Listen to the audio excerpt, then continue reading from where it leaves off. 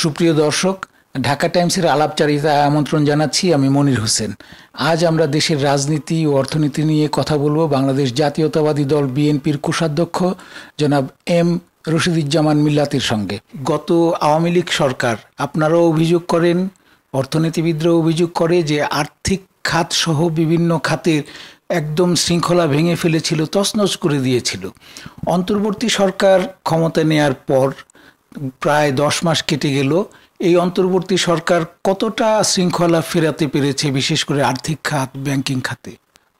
ধন্যবাদ আপনাকে। আমার মনে হয় যে দেখেন, লুটপাট, ব্যাংক ডাকাতি থেকে আরম্ভ করে বিগত ফ্যাসিস্ট সরকার, পতিত সরকার যে অবস্থা করেছিল দেশে, তাতে করে এটার আর্থিক শৃঙ্খলা ফিরিয়ে আনা একটু কঠিনই। সেই জন্য অন্তর্বর্তীকালীন হয়তো চেষ্টা করেছে, কিন্তু ইতিমধ্যে ব্যাংকিং আইনে কিছু পরিবর্তন এনেছে। তারপর আপনার বাংলাদেশ ব্যাংক কিছু কিছু পদক্ষেপ গ্রহণ করেছে যাতে আইন মানে আর্থিক খাতে শৃঙ্খলাটা ফিরে আসে। কিন্তু যে অনুপাতে তা হওয়ার কথা ছিল, আমার মনে হয় যে সেই অনুপাতে তা এই শৃঙ্খলাটা এখনো ফিরে আসেনি। কিন্তু বাংলাদেশ ব্যাংকের গভর্নর সাহেব চেষ্টা করছেন, আমাদের যে অর্থ উপদেষ্টা আছেন তিনি চেষ্টা করছেন। হয়তো শৃঙ্খলা ফিরিয়ে আনার একটা উদ্যোগ আছে, কিন্তু কিভাবে সেটাকে ইমপ্লিমেন্ট করবে, কিভাবে সেটাকে কার্যকর পদক্ষেপ নিলে পরে ব্যবসায়িকগণ বা আর্থিক খাত স্বস্তি নিঃশ্বাস ফেলবে, সেটার একটু রাজনৈতিক মেধার অভাবে আমি বলবো এগুলি ঠিকভাবে হচ্ছে না। তবে আমি মনে করি যে তারা চেষ্টা অব্যাহত রেখেছে। রাজনৈতিক মেধার অভাব বলতে আপনি কি পরোক্ষভাবে এটি বলতে চাচ্ছেন যে রাজনৈতিক দল ক্ষমতায় না আসা পর্যন্ত সেই কাজগুলি আসলে হবে না? কারণ অন্তর্বর্তী সরকারে কোনো রাজনৈতিক ব্যক্তিত্ব নেই এবং তাদের কোনো রাজনৈতিক আদর্শও নেই। সেক্ষেত্রে রাজনৈতিক দল না আসা পর্যন্ত কি বর্তমান পরিস্থিতি বহাল থাকবে মনে হচ্ছে? হ্যাঁ, রাজনৈতিক দল যদি কোনো ক্ষমতায় না আসে, আপনি দেখেন এখন তো সমস্ত বাংলাদেশ একটি মানে অরাজনৈতিক পরিস্থিতিতে চলছে। অন্তর্বর্তীকালীন সরকার হ্যাঁ গঠিত হয়েছে, ঠিক আছে, কিন্তু তারা দৈনন্দিন কাজগুলি করছে, কিন্তু আপনার প্রান্তিক পর্যায় পর্যন্ত প্রশাসনিক যে কাজগুলি আছে সেগুলি সঠিকভাবে হচ্ছে কিনা, সেই তদারকিটা, যে একটা দল ক্ষমতায় থাকলে তাদের যে হ্যান্ডসগুলি থাকে, তারা যেভাবে তদারকি করে সেই কাজগুলি করতে পারে, সেগুলি তারা করতে পারছেন না। এবং সেই কারণে আপনার আর্থিক খাতে বলেন, আইন শৃঙ্খলার ক্ষেত্রে বলেন, তাদের সদিচ্ছা থাকতে পারে, কিন্তু সেই সদিচ্ছাগুলি পূরণ হচ্ছে না। এই কারণে একটি জরুরি ভিত্তিতে নির্বাচন হওয়া দরকার।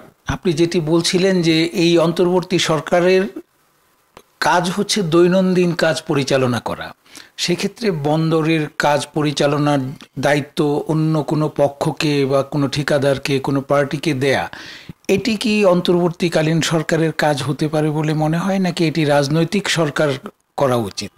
এটা দেখেন, অন্তর্বর্তীকালীন সরকারের এই সমস্ত ম্যান্ডেট নেই যে একটি বন্দর দিয়ে দেওয়া কাউকে, বা করিডোর দেওয়া, যে সমস্ত কথাগুলি উঠেছিল কিছুদিন আগে, বা ধরেন বৃহৎ আকারে কিছু সংবিধানের সংশোধন করা, এগুলি অন্তর্বর্তীকালীন সরকারের কাজ না। তাদের কাজ হলো দেশের একটা স্থিতিশীল পরিস্থিতি এনে একটা নির্বাচন দেওয়া, সেই নির্বাচনের মাধ্যমে যারা জয়ী হবে তারা তাদের কাছে তাদের ক্ষমতা হস্তান্তর করার কথা। এবং সেই নির্বাচিত সরকার এসে এই সমস্ত বিষয়গুলি তারা বিবেচনা করবেন এবং পার্লামেন্টে বিবেচনা করবেন।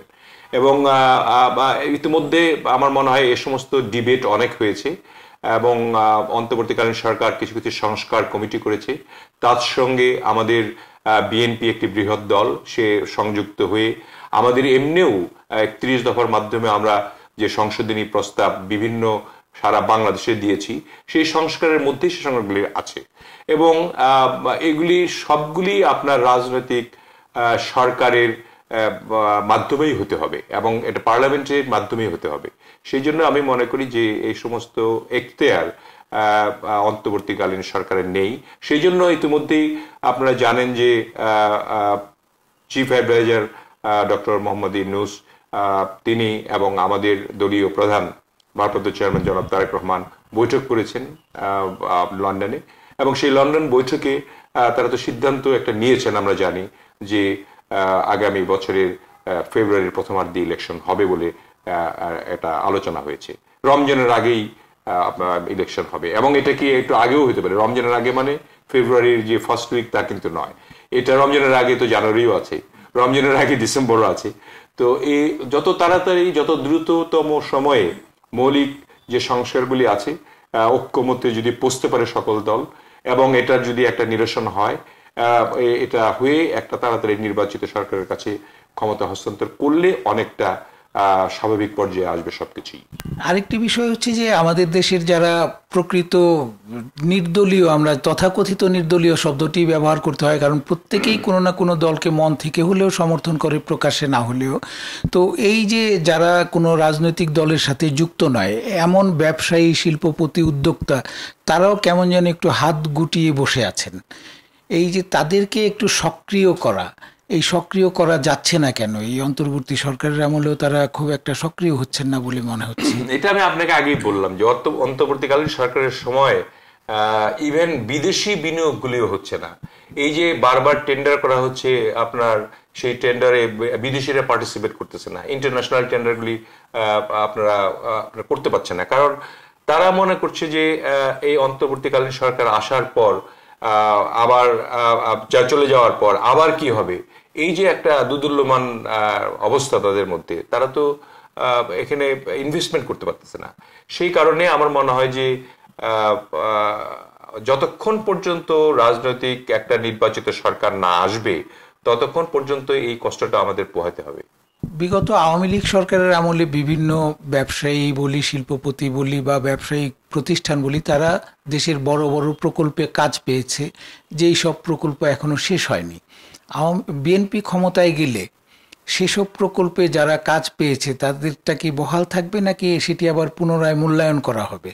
দেখেন, এইগুলি তো আসলে এভাবে উত্তর দেওয়াটা সমীচীন হবে না। মানে বড় বড় প্রকল্পগুলিতে যেগুলি দুর্নীতি হয়েছে সেগুলি দুর্নীতি তদন্ত সাপেক্ষে যদি সঠিক থাকে, তাহলে এই অন্তর্বর্তীকালীন সরকারও কিছু কিছু কাজ বাতিল করেছে, এবং বড় বড় প্রকল্পগুলি তো বাস্তবায়ন করা দরকার দেশের জন্য, এবং সেখানে যারা দুর্নীতি করেছে তাদের বিচার হোক, কিন্তু প্রকল্পগুলি চালু থাকুক। সেগুলির একটা প্রক্রিয়া নিশ্চয়ই বের হবে, যে সুষ্ঠু একটা প্রক্রিয়ার মাধ্যমে সেই বড় বড় প্রকল্পগুলি চলমান থাকবে বলে আমার বিশ্বাস।